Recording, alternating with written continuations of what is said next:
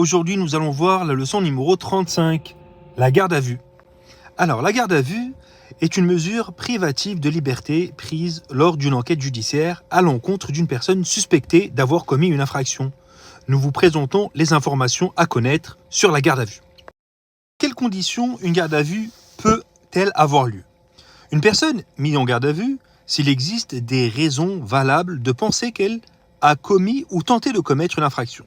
L'infraction reprochée doit être un crime ou un délit, puni d'une peine d'emprisonnement. La garde à vue doit être l'unique moyen de parvenir à l'un au moins des objectifs suivants.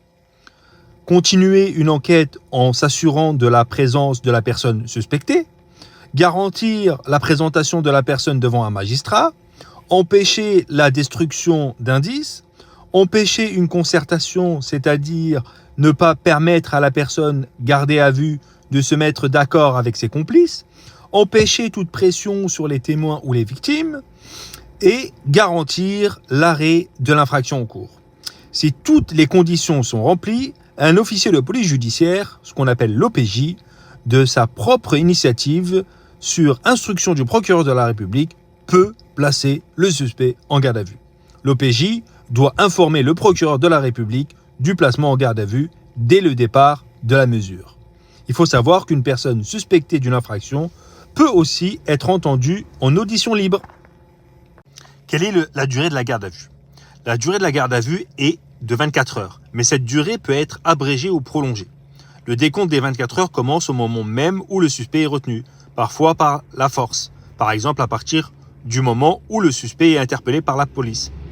Le suspect doit être informé immédiatement de son placement en garde à vue, mais cette information peut lui être donnée plus tard si la situation ne le permet pas au moment où la garde à vue commence, par exemple si le suspect est arrêté sur la voie publique. La garde à vue peut être prolongée si l'infraction reprochée est punie d'une peine de prison d'au moins 1 an.